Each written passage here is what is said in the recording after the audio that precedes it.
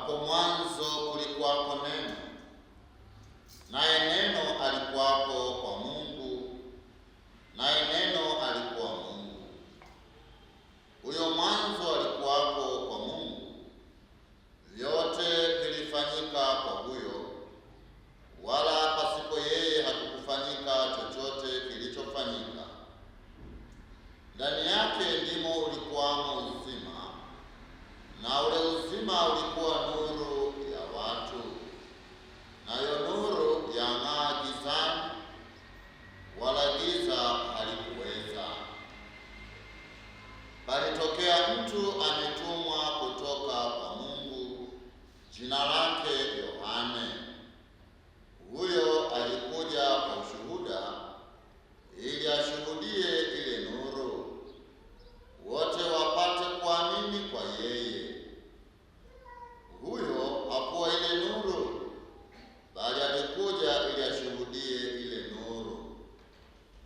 Ulikuwako na nuru halisi, amtiaye nuru kila mtu akija katika ulimwengu.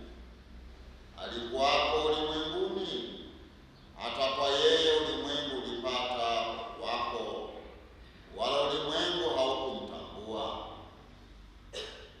Alikuja kwake, wala walio wake hawakumpokea, bali wote waliompokea aliwapa uwezo wa kufanyika watoto wa Mungu, ndio wale waliaminio jina lake, waliozaliwa si kwa damu, wala si kwa mapenzi ya mwili, wala si kwa mapenzi ya mtu, bali kwa Mungu. Naye Neno alifanyika mwili, akakaa kwetu, nasi tukauona utukufu wake, utukufu kama wa mwana pekee atokaye kwa Baba, amejaa neema na kweli. Yohane alimshuhudia, akapaza sauti yake akasema, huyo ndiye niliyenena habari zake, ya kwamba ajaye nyuma yangu amekuwa mbele yangu, kwa maana alikuwako kabla yangu.